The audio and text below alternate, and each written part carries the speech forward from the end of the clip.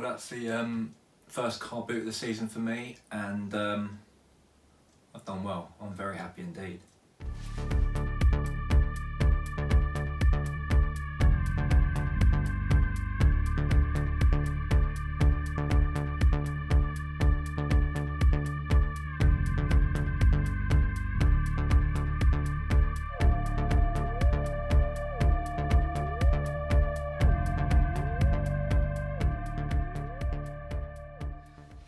Hi, my name is Lee and welcome to my channel Cola Flipper. I'm a UK eBay reseller. I buy second-hand items at car boot sales and charity shops, and I resell them online for a profit.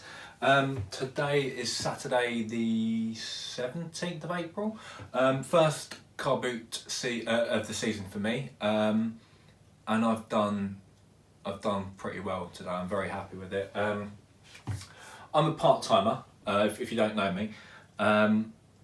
So I massively overbought last year because the car boot season started late, so I just went hell for leather and bought anything that made a profit to a degree, and became more strict as the year went on. This season, because I basically haven't needed to source for 6 months because I've got so much stock left over and I'm still working through my backlog, that this season, until I've got that completely under control, I'm being very, very strict and put some very strict guidance on for myself on what I'm sourcing, that it needs to be hitting certain value levels or it's not worth me picking up. So ideally most items should really make me a £20 profit after fees, or it's not worth my time because I've got other items that should make me that profit that I haven't even listed yet. There are obviously going to be some exceptions. Sometimes I'm going to have to take a punt and go on gut instinct, and it might go below that threshold. Sometimes I'll go below that if it's a particularly small or easy to post item, or if it's, for example, new, or that it's going to be very, very quick to list. So there are a few caveats in there. But yeah, I've done really, really well today. So I guess the first thing I'll show you, I'll go through the hard goods first, and then I'll go on to the clothes. I've got some really, really good clothes pickups today, but I've got some really good hard goods as well. So first item is this. It's a big Hitachi 3D Superwoofer, late 80s, early 90s. I have sold one of these before, not this exact model, a very, very similar one.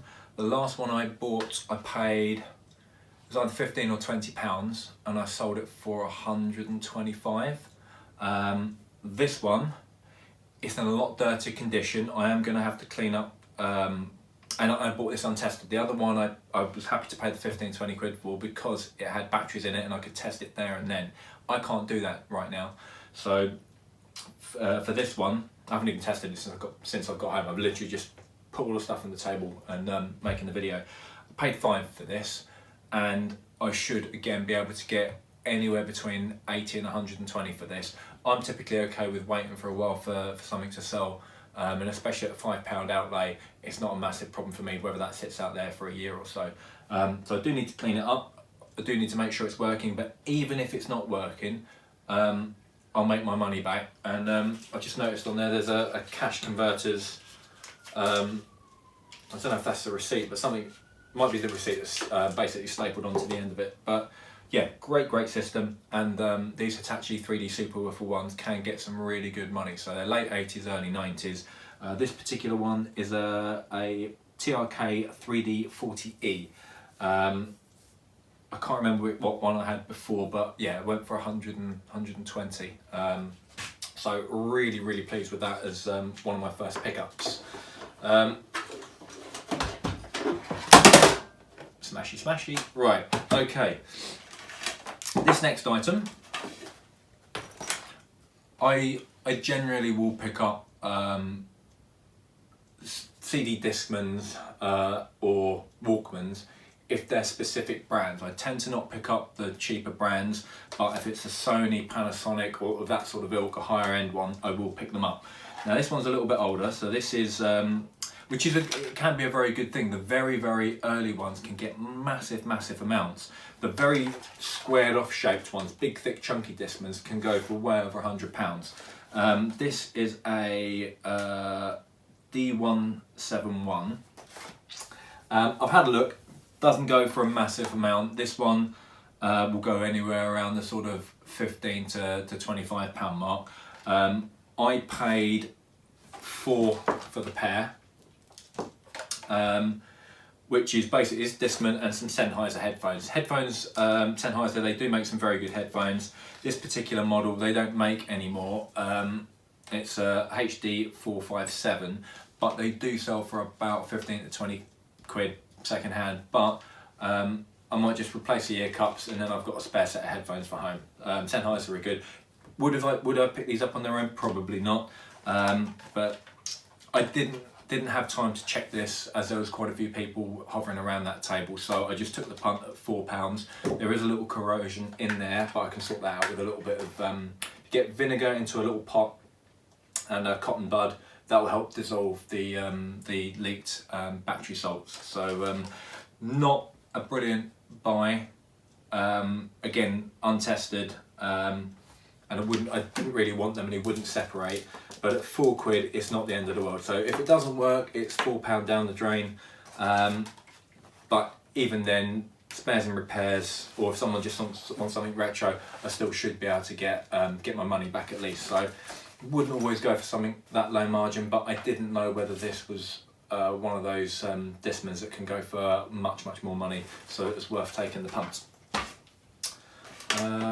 Next, this is a 4-man tent. It was only a £5.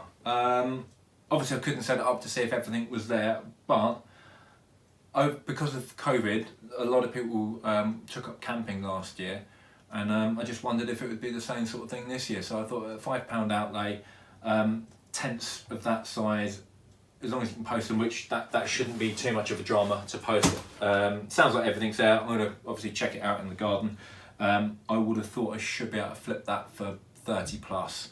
And that's by a company called Ozark. So I did need to have a look, but I would have said at least £30 I should be able to flip that for, so I'll easily make my my £20 back. But at worst, it's something for the kids to play in the garden. What else have we got? This. Got myself a Panasonic camcorder.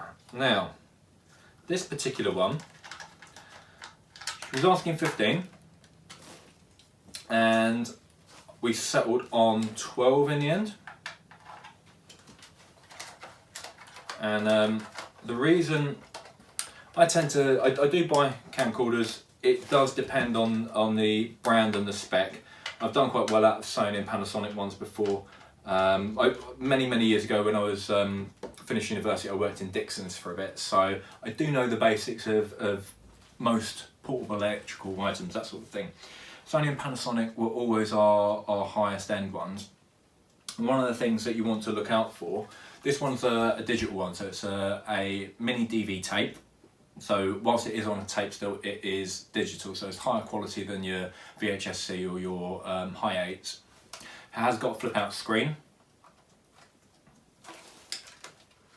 Small screen, but it's got a flip out screen. One of the things that is quite unique about this particular one, which was good, it's got, came with the bag, came with 3 or 4 batteries. You've got this little editing dock which slots into the bottom, which is good, with SVHS out. Super VHS, SVHS is a different way of transmitting the picture, so it works with chromescence and other things. It's basically you get a better picture. So it comes with a little editing dock. One of the main things that made me pick this up, it's a 3 CCD camcorder. Now CCD means charge coupled device, and that's how it when when light comes through the lens, most cameras will have a single CCD, and that basically takes that information that's come through the lens and does its jiggery pokery and puts it onto the film, or or in this case the digital tape. With a 3 CCD one, you get a different charge coupled device for each of your 3 colours. So you get one for your red, your greens and your blues, as in RGB. And by separating out the colour channels, you get a sharper, better picture again. So 3 CCD camcorders will go for more than a single CCD camcorder. I've had a quick look since I've got back. I cannot find any comps for this particular model. It's a NV-DX110. Now, whilst I can't find anything for that specific model, for Panasonic 3CCD camcorders, they do seem to go for a minimum of, I think it was about 70 quid, but they can go for around the 100 depending on what comes with them, whether they're working, etc, etc. So I've got a handful of tapes plus a brand new sealed one in there, charger, all the cables, got all my documentation there, so everything's there. So I do need to test it, but even if it's not working, spares and repairs ones go for around the 15 to 20 pound mark. So I shall either at least get my money back or minimise any sort of losses. So me personally, I'm very much a Panasonic, Sony. I'll go for JVC, maybe Samsung's, but nothing outside of that really.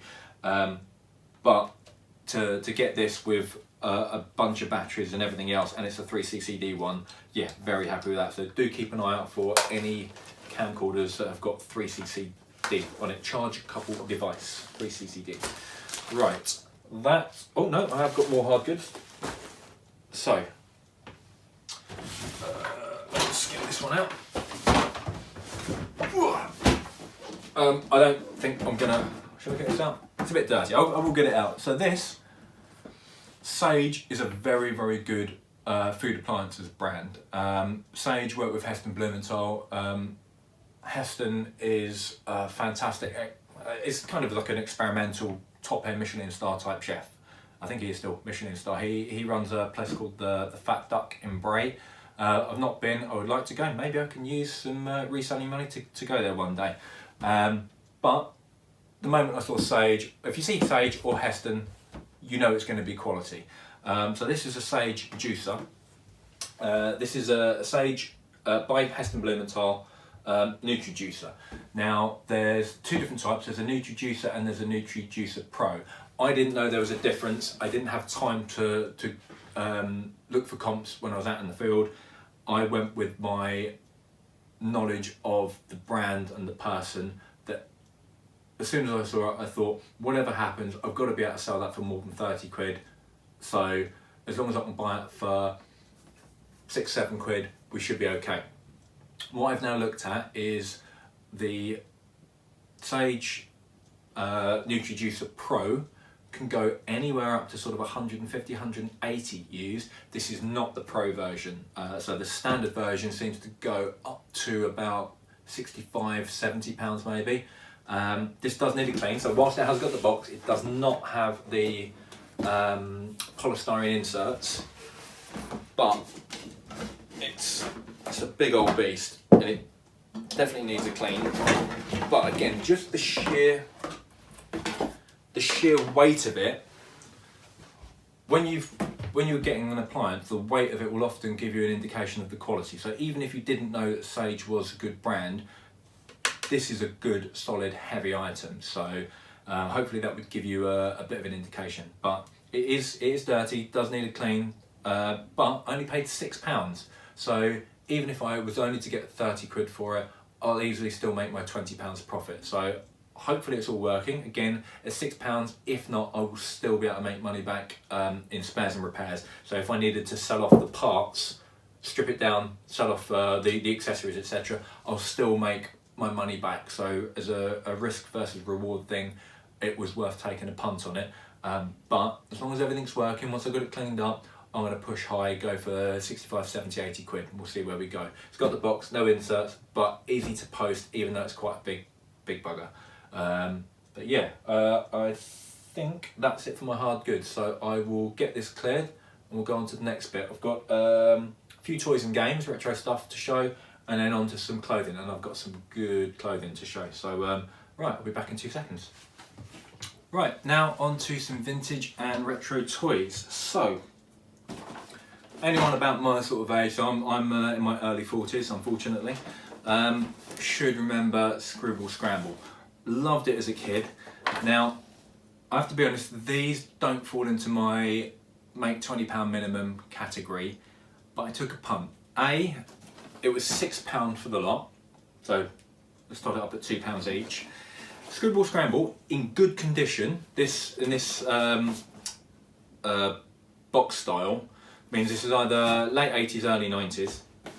and they can go for 20, maybe £25 at a push if they're in fantastic condition. There was a bit of a scrum, so I grabbed the bits that I thought were good and just had to, I sort of tried to see if I could get the 3 for a £5, and they wouldn't have any of it, which is fair enough. So whilst I wouldn't normally pick this up, so you've got some damage on there, and only now I've got it home have I noticed there's a few bits missing. So you've got the little timer on the top. If you haven't seen Scribble Scramble before, you've got instructions, got the timer, but there is a little hoop like a, so basically Scribble Scramble, you've got these little stainless steel marbles, and you have to basically get it to go through this assault course before the time goes up. So over the wiggly bridge, through the magnetic arm, over a wobbly table, bump it up these little things, maze, all that sort of stuff, but it's meant to jump through a mouth. So it doesn't have that, but it does have everything else. £2 into potentially 15 then, so it's below what I'd normally pay. However, I bought this for me and my wife because this is something that I never had as a kid, always wanted. I've just had a go at it, I'm terrible. So yeah, I'm not sure how long I'll keep it for, but it's just something that I wanted for myself. So £2, that's fine. Now, there are newer versions of it, and for me, I just wouldn't buy them because they're not what I remember as a kid.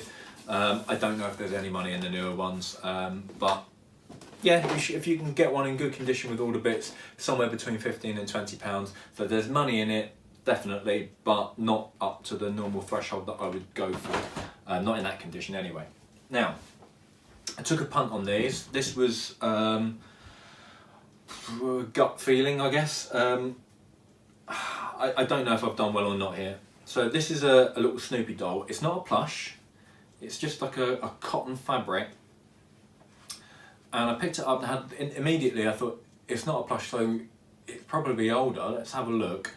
And the clothing has got labelling in there. And it's got dates on there. Peanuts, Charlie Brown, 1950, 1960, and then there was another one, 1968. 1968 is the last date on it. Now, my wife had a look and said, oh, my auntie's had that, so it definitely dates at late 60s to early 70s. He's in pretty grubby condition. I don't know whether he can be cleaned or not, but I just thought that it's something you don't see very often. So if I can clean him up, I don't know, it could be 30 quid, but it could be more.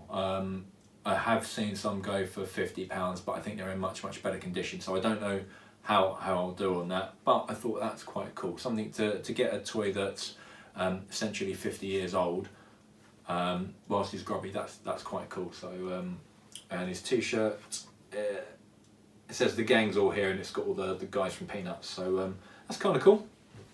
Don't know if I'll get my money on that, but worth a go. And then this is definitely from my childhood. Loved Bart Simpson, grew up watching The Simpsons as a kid. This is in pretty grubby, dirty condition. His shirt is disgusting, but he has got a date stamp in the back of his neck, and it is 1990. So again, we're looking at something that's over 30 years old. Now this is a pull one, and it works, but his voice is way too fast. Oh my god, that's awful. It's, yeah, that's not great. So that might be a fail. I couldn't see them for going for more than about I think about 12-15 quid, which I thought was a bit low, to be honest, considering its age and the following. But then it's not in great condition, so that might be a fail. The clothing is pretty disgusting, so I'll give it a clean, see what we can do. This, because of the type of material that it is, I'm going to use a magic sponge. You can get them in your supermarkets. They're about 2 or 3 quid for a pack of 2 usually. It's a melamine sponge which has got an open pore structure, so when you clean it, it essentially pulls the dirt away from the surface into the sponge. Wash it again in water, washes all the dirt through the holes, and then you can use it again, and it is absolutely fantastic. But they're a lot cheaper if you buy them in bulk through Amazon or eBay. So I think you can get 20 of them delivered for about £6-7 if you're getting it through Amazon or eBay, but you can get, you know, the fancy pants brands in the supermarkets. So these two are a little unknown. I took a punt on these, but I just took an educated guess that something that would mean something to people's childhoods should do quite well. That's the door. I'll be back in a moment with some more goods. Bear with me. 20 minutes later. Right, next items. Now, I didn't pick up any shoes today. They seemed either not good enough quality up to the standards that I want. There were a few that were of decent quality, but they were more than I really wanted to pay, so I didn't actually buy any shoes, even though that's one of my main areas of sales. I'm going to show you something I picked up earlier in the week though at a charity shop. So this is the only pair of shoes I've got here today. I had to go and get money for the car boot sale, and rather than going to a cash machine where it sticks out a load of 20s usually, which is not very helpful when you're trying to buy cheaper items, I tend to try and go to the bank every now and again and just get a big wad of cash out in mainly 5s and 10s, but a lot of 5s, and then get a load of £2 and £1 coins as well, just because it makes your life so much easier at a car boot if you've got the exact change, or minimise having to give over a large note to pay for a smallish item. It just makes life a hell of a lot easier. Right next to the bank is a charity shop, and I haven't been into a charity shop for the best part of 6 months, so I couldn't help myself and went in, and I had about 4 minutes because I was doing this on my lunch break. So belted off, got my money, coming back past, I thought, well, let's have a quick look. And these stood out to me. This is the only thing I bought there, and they just looked quite high quality as I went past them. Had a look at the brand, and these are Sendra, these are handmade boots, and they are Goodyear welted, and that's the way that the upper is attached to the sole. Anything that's Goodyear welted is a higher quality manufacturing technique, which indicates it's going to be a higher price new.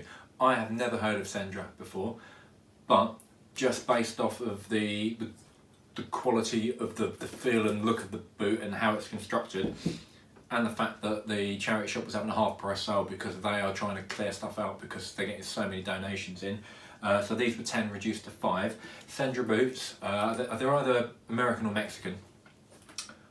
£200 new. So yeah, really happy with picking those up for a fiver.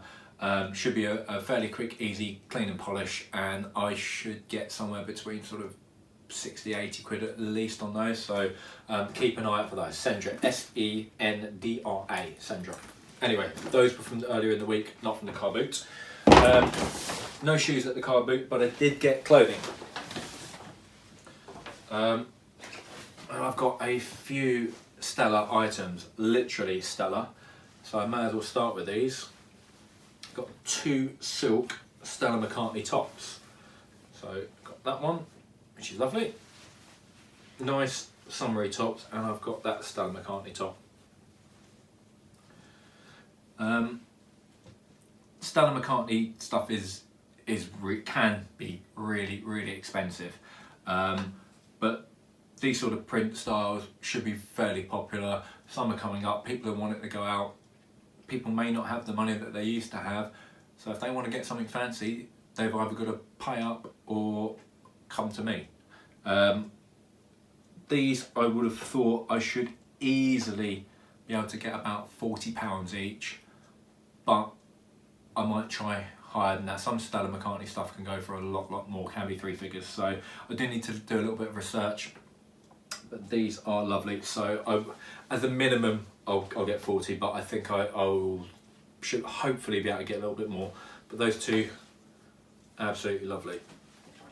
If you're not sure how to fold stuff up, hold it by the shoulders, move it away from you, pick it up by the sleeve and the bottom corner, pull it across so it doesn't quite go to the middle, do the same on the other side.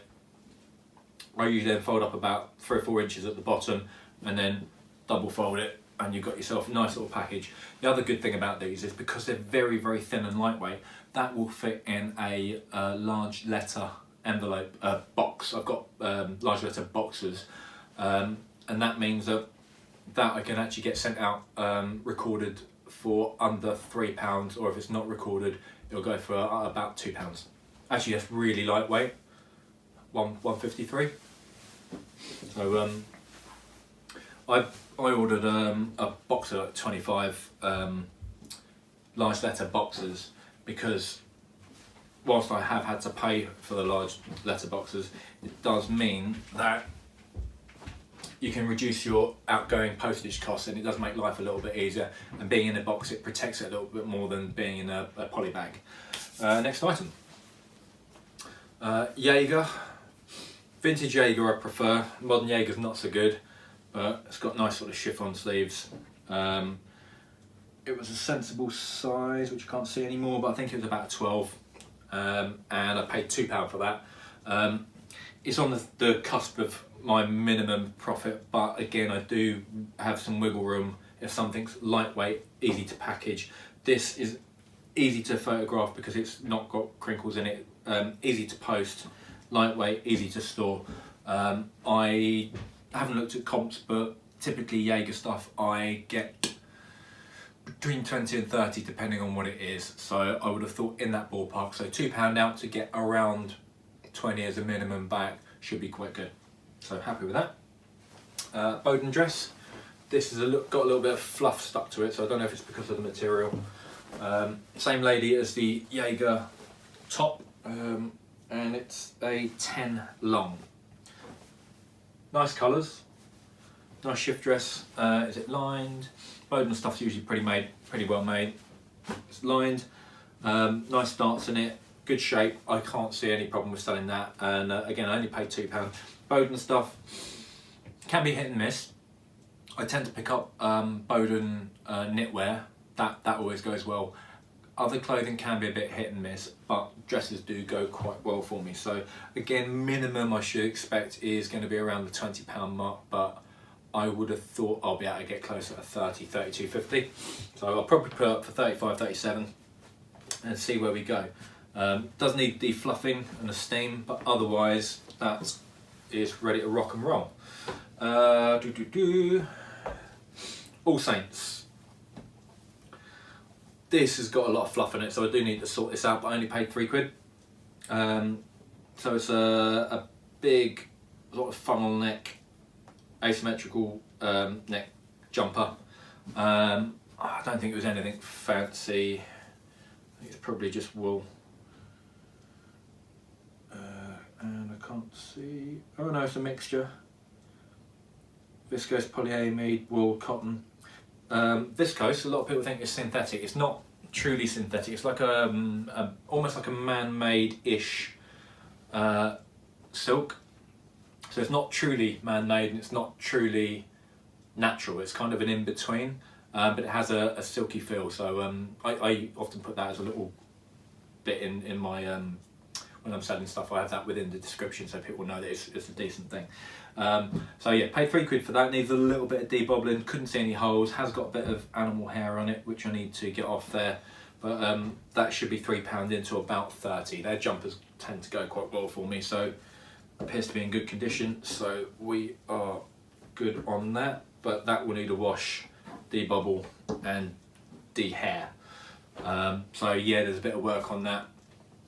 I'm a bit undecided on All Saints. It's very expensive stuff, but it's not always made that well, and I'm now where I used to just pick up pretty much anything that was All Saints. Now I'm being a bit more picky, so knitwear yes, jeans, trousers yes, jackets yes, not so much on the like ladies tops maybe. Last item is, where the hell is the neck? Right, it's a bit of a weird neck on this. Nice material though. And this is kind of a, I don't even know what neck you'd call this. I need to have a think. Maybe it's cowl neck, but yeah, nice cap sleeves, nice material design, and a nice summer colour as well. So this is Joseph Ribkoff. I think it's a Canadian designer. I don't always like some of the Joseph Ribkoff stuff. Looks great. Some of it is a bit odd looking, but I don't care. It still sells well. I've had stuff like Joseph Ribkoff dresses and lightweight jackets tend to go for me for between sort of 37 and 60 pounds. I haven't looked at comps on this. I would have thought that should be an easy 25 to 30, paid £4 out. So I would have thought 25, 30, so that should be a fairly easy one. And again, very easy to photograph, easy to pack and post, easy to store. So even if I don't get my full £20 profit after fees, pretty happy with that anyway. So yeah, that's it for me for this week. So that's my Saturday haul, and I'm going out again first thing in the morning tomorrow. So I am being more strict this year, so I'm not having as bigger hauls as I was having, but I want all of my pickups to be, I want everything to be all killer and no filler. I still will take a punt, still will take a chance, but I'm being much more refined on what I'm picking up, because I was picking up too much stuff that needed either work or too much work for the margin it was making. So now, if it's going to be something that's breakable, so today I saw a Schurich West German vase, about that big. It's a big vase. The guy wanted 15 quid for it, and I'd seen that sort of style Schurich. Some of them can go for a lot more, but this is more of a plain style. And the comps, I had a quick look, about 30 quid. There's profit to be made there, but if it sells for 30 quid, it's going to be a sod to package. It's got the chance of being broken. So do I really want to sell something for 30, maybe 35, 40 quid after my fees, and then a £15 outlay on the item, and it could then potentially get broken? It's just not worth my risk. If it was a fiver, would have picked it up, definitely. But at £15, that's a big outlay for not a massive return.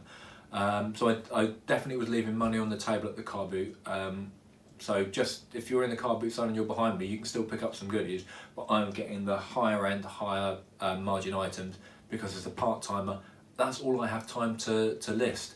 So there's no point picking up lower end, lower margin items if I don't have time to list them. So that's why I work in this way. That won't work for all of you, and if I was a full-timer, that wouldn't work for me. I would have to go hammer and nails and go and get lower margin items too. But as a part-timer, I can afford to be more refined and considered about my purchases.